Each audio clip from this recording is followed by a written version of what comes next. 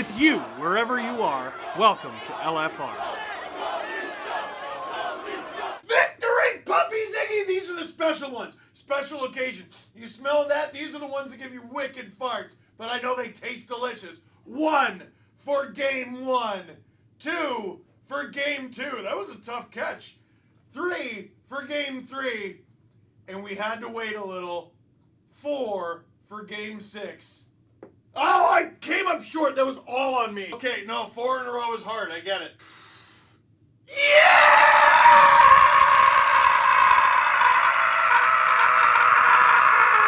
Leafs win!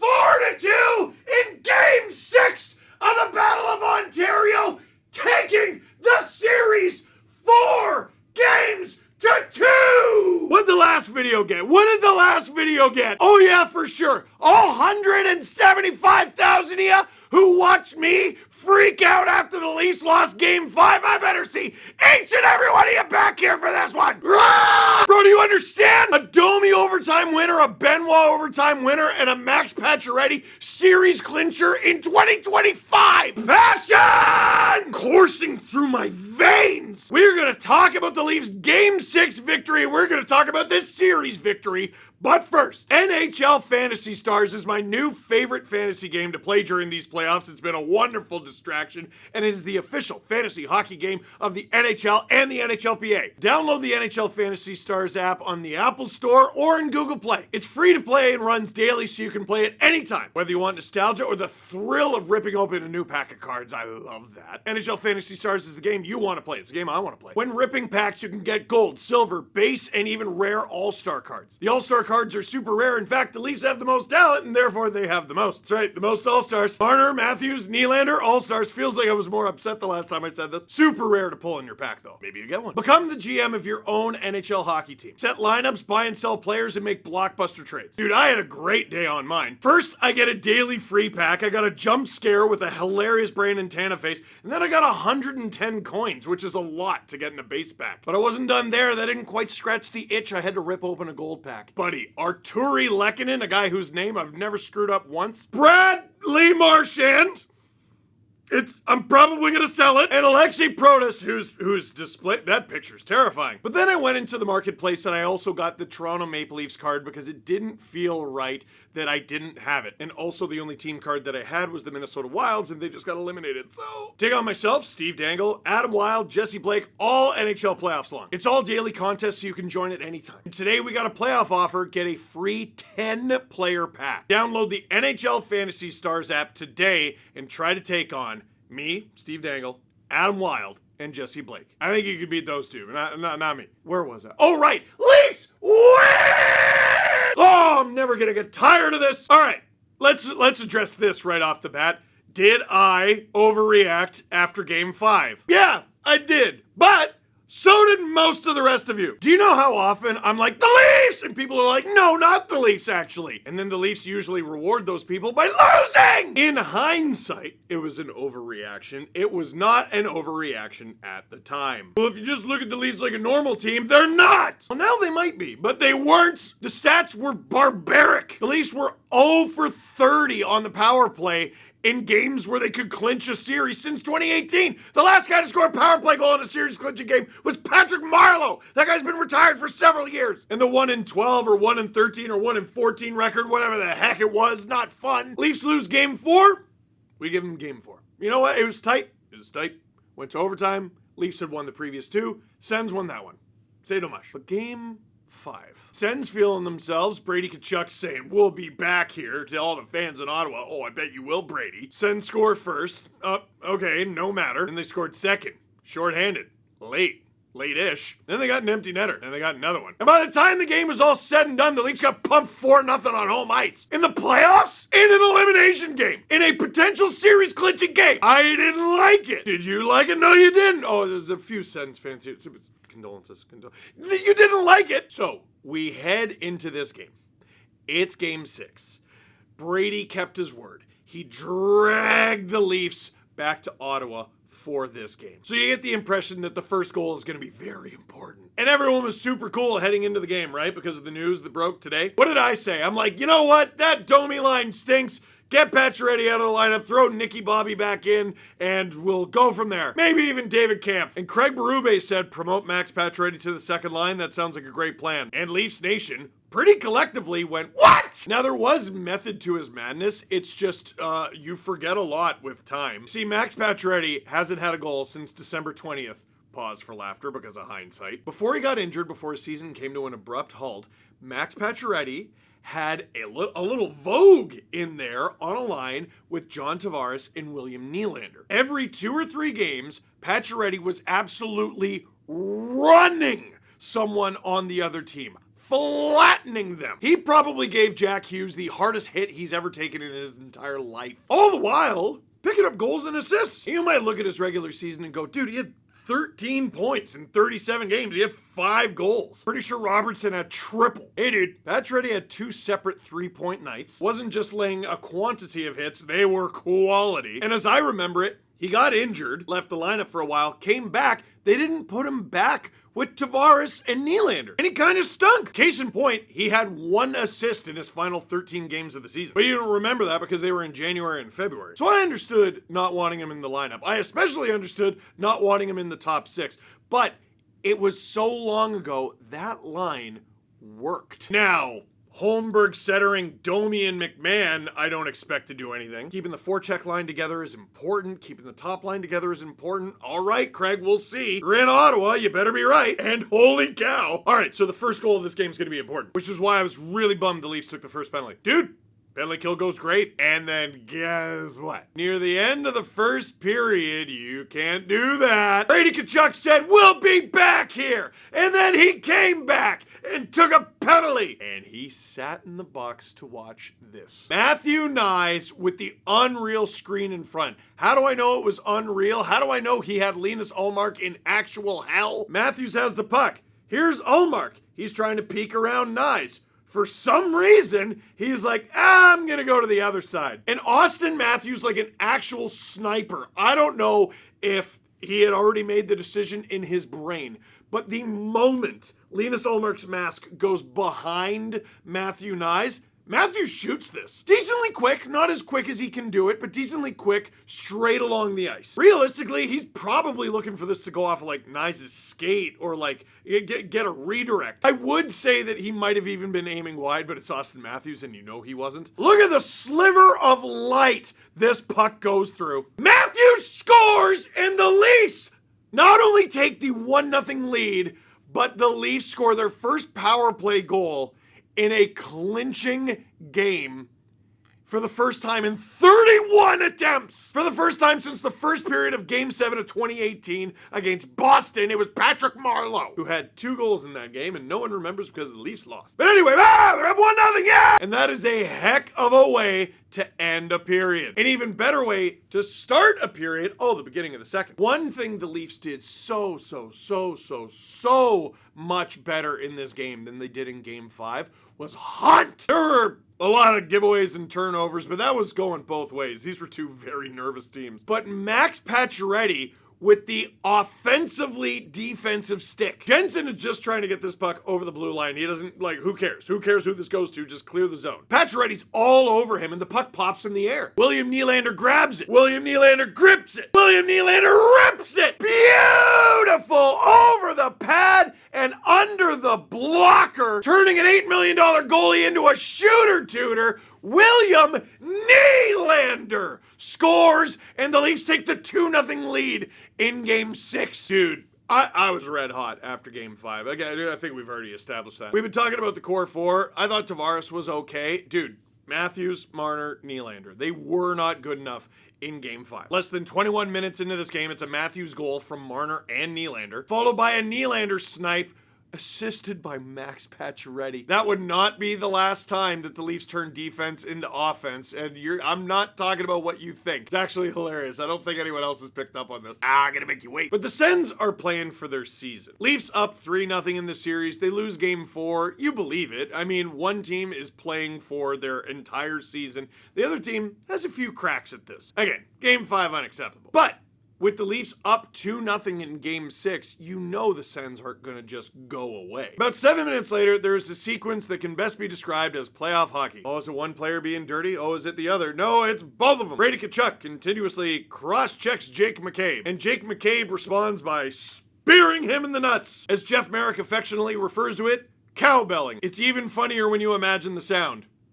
Yeah, you're imagining, yeah, it's funny. Anyway, Brady Tkachuk didn't find it very funny. He goes down, and while he goes down, he takes Jake McCabe's stick with him. Now, McCabe sort of looks up like, is anyone seeing this? Tkachuk goes, yeah, don't care. You can call him a faker, you can call him whatever you want. It's a brilliant play. Like, Jake McCabe and Chris Tanev are out there against this line at every opportunity. They're there to shut these guys down. McCabe's asleep, Tkachuk goes straight to the net. Thomas Chabot throws it on, and this is an unbelievable tip from Brady Tkachuk. So good. I tell you, he's been getting better and better as this series has gone on. Early on, I was like, where'd Brady Tkachuk go? That's his 4th goal in less than 6 games now, and the Sens are alive. Probably felt extra good for Brady Tkachuk on account of he was in the box for the first one. Could there have been a penalty on the play? There could have been a couple penalties on the play. That's the playoffs, man. We've seen enough of this. We know they don't call everything. The second period passes by, magically, without a single penalty called. We head to the third. And James Myrtle posted this stat. The Toronto Maple Leafs are 37-1-1 in games where they take a lead into the third this season. And we all thought the same thing. Shut up! What happens? Well, the Sens tied, of course. Dude, the Leafs did so well. Morgan Rielly takes an interference penalty on Fabian Zetterlund. It was the right call. It was not a great penalty to take. Rielly takes Zetterlund right into the net, knocks the net off its moorings. Had he not done that, it might not have got called. Had he just taken Zetterlund into the net and the puck floats by and Zetterlund's going, hey, they might not have called that. The Sens have offensive possession. They could get another chance here. You got to call that. The Sens go to the power play. The Leafs penalty kill, all night. Scott Laughton, you won't see his impact on the score sheet so much. He's been growing on me like a weed this series. Unbelievable penalty killer. And I got to tell you, Mitch Marner, especially with the stick, fantastic. And the Leafs kill it off. But in the dying seconds of the kill, Nyes goes to yeet the puck into the neutral zone. And some people online were blaming him. Dude, this is a really skilled play. David Perron just bats the thing out of the air. How? Gets the puck, holds onto it for like kind of a while the Leafs are still reeling from the penalty kill. They're trying to sort themselves out. It looks like he's going behind the net. Everyone thinks he's going behind the net. No one thinks he's shooting this puck. I probably read it the exact same way Anthony Stolarz does. He's either going around the net, in which case I have some time, or he's going to try to center it. Stolarz decided he's trying to center it, so he goes for the poke check. While behind the goal line, David Perron, on his backhand, flicks the puck over Anthony Stolarz and bounces it off his shoulder blade and in. It's a good thing the Sens are eventually getting a new arena because they blew the roof off of the Canadian Tire Center. The Sens, down 2-0 with their season on the line, at home in front of all their fans, tie it with barely over 7 minutes to go. I don't know how you were feeling at home. Deflated? Was it deflated? I felt not great, which is a stunning amount of self-awareness. It's a real breakthrough. I gotta tell my therapist about that. But the Sens have been pushing and pushing and pushing. Remember, they've been losing in this game for quite a while. And there's a euphoria that comes with tying it. Sometimes that euphoria can be converted into momentum. Other times, you let your foot off the gas. What was the feeling on the Leafs bench after it was tied? Luke Fox quoting Craig Berube on what he heard on his bench after David Perron tied it.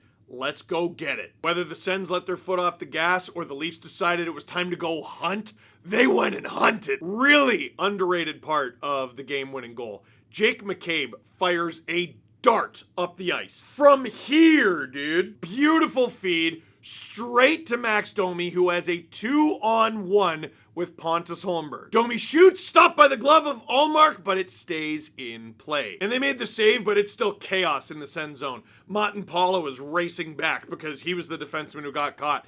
Tyler Clevin is the only one back. Drake Batherson is trying to help out. In all the chaos, Domi and Holmberg are digging, trying to get to the puck. Somehow, in the melee, Domi is outnumbered, digging for this puck. He's on the wrong side of the puck. He's on the wrong side of everything. Somehow, he digs it out and it comes to him. The whole while, Max Pacioretty's like, be very quiet. And dude, it's like we all forgot.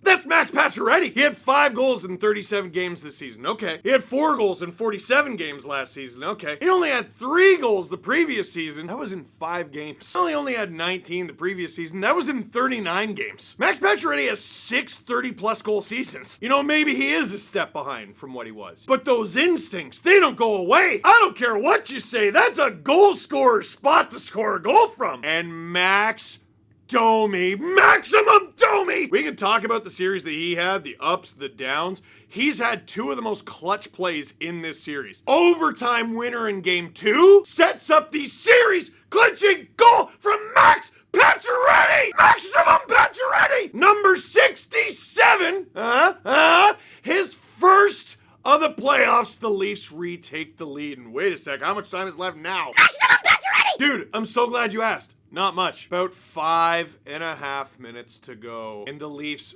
bleeding the clock. Time pouring through the hourglass that leads to elimination. The Sens pull Ullmark. Nylander fights for it, sends it down the ice, lays on the ice, raises his stick in the air in triumph. He misses.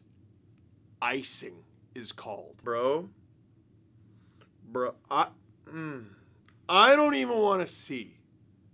I don't even want to see the alternate reality where Nylander celebrates an empty netter that he did not score, the Sens tie it, and that I don't even want to think about it! So, face off in the Leaf zone. A bunch of Leafs Nation dies and is revived in the same breath. You're going to remember that Willie got a breakaway. You're going to remember that a penalty was called. Might have even been called an automatic goal. We'll never know because you're going to remember Willie shoveled it on the backhand into the empty net. What you're not going to remember is how Scott Laughton got an assist on that goal. Go and look at NHL.com. Scott Laughton got an assist on that goal. Wait, what did Scott Laughton do to get an assist on that goal? He blocked it. Threw his entire body in front of the thing and blocked it. Laying his mind, body, and soul on the line. William Nylander collects it while Scott lies on the ice writhing. Willie takes it. Willie buries it as the Leafs bury the Senators in the Battle of Ontario. I called Leafs in 6.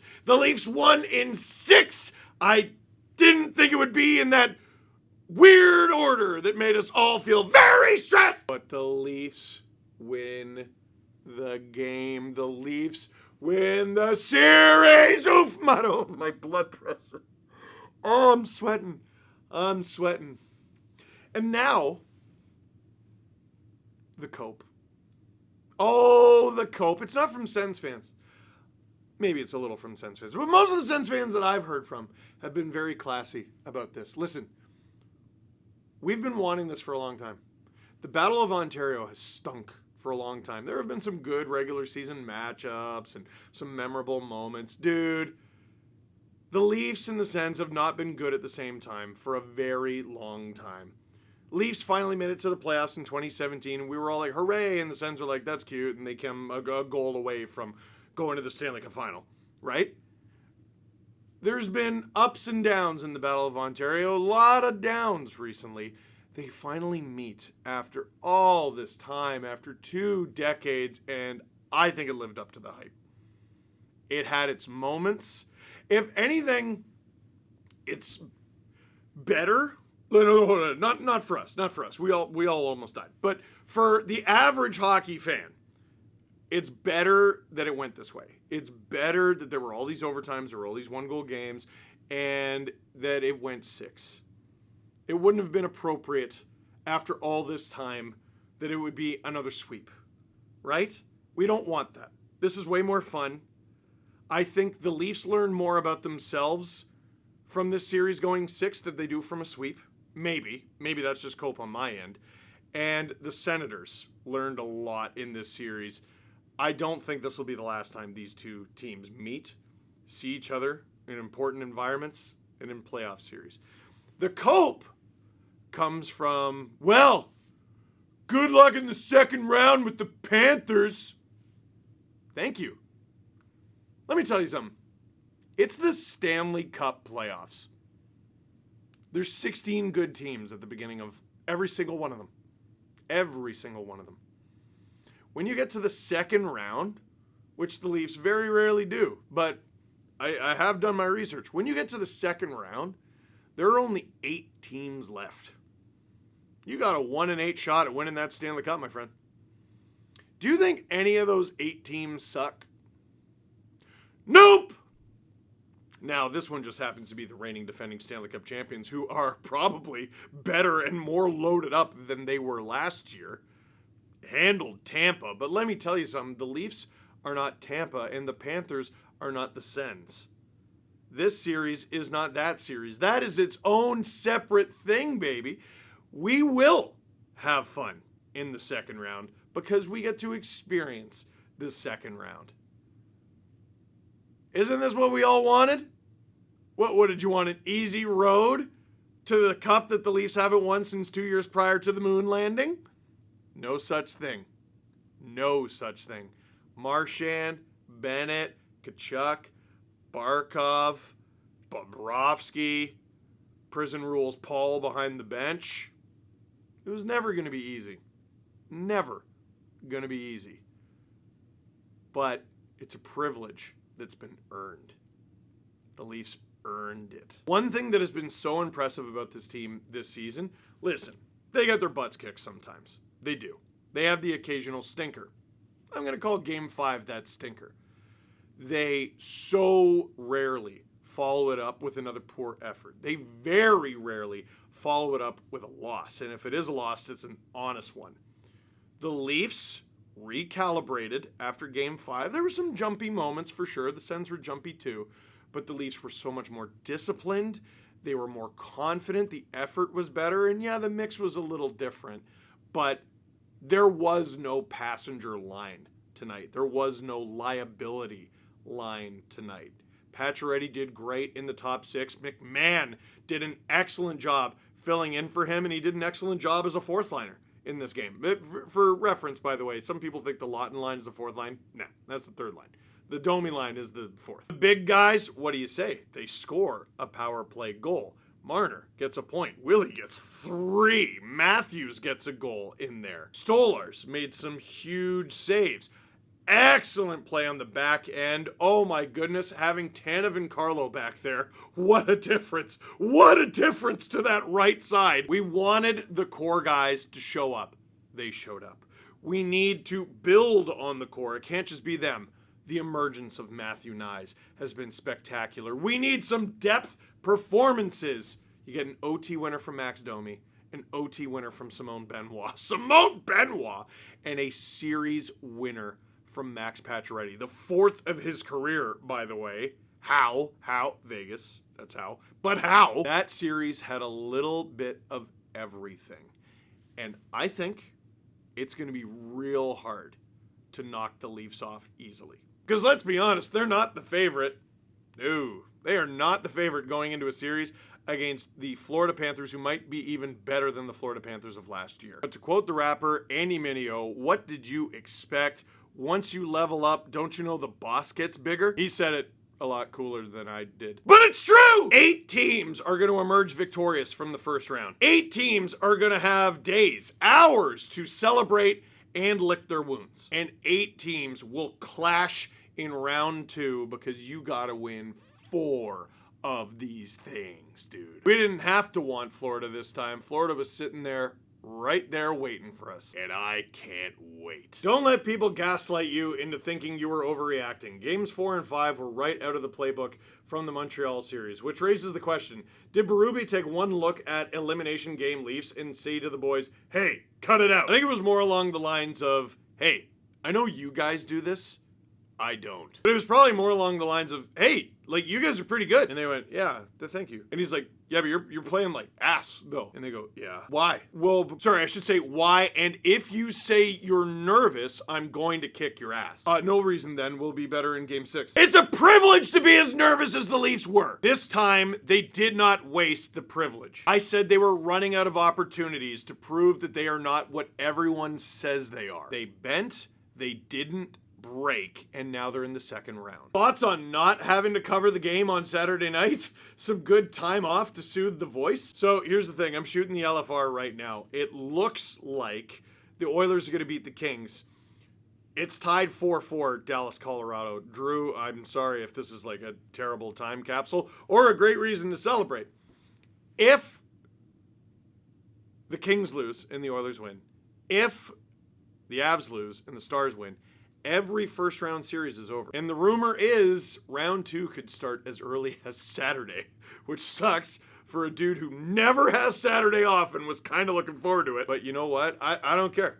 Start it whenever you want. First of all, like Florida, none of these teams are in the city that they're supposed to be in for game 1. Florida, like what are they, flying to Toronto tomorrow? And then the series starts 24 hours later? Anyway, we don't know. We'll see. But it is a privilege to have this problem. This is a great problem to have. Hey, they're in the second round. Great problem. And you know what? I want to say one more thing. Right around Christmas, I got the privilege to meet a young man named Dylan Earl Foster. Dylan was described to me as a massive Leaf fan. He lived in Walkerton, Ontario, but he's very sick. It was at the end of my book tour. I was used to driving long distances, and I thought, hey, I'm going to go see him. And we hung out for a long time. Me and his family, we chilled. We talked about Leafs. It was awesome. He was so pumped for this year's team. Only a few weeks later, I found out that Dylan had passed away. And a GoFundMe was started for Dylan's family, who was having a hell of a time. And I neglected to promote that GoFundMe. Now, I'll be honest with you. Here's what I'm hoping. I'm hoping that with the Leaf series win, you're all in a really good mood. And if you have a few extra bucks,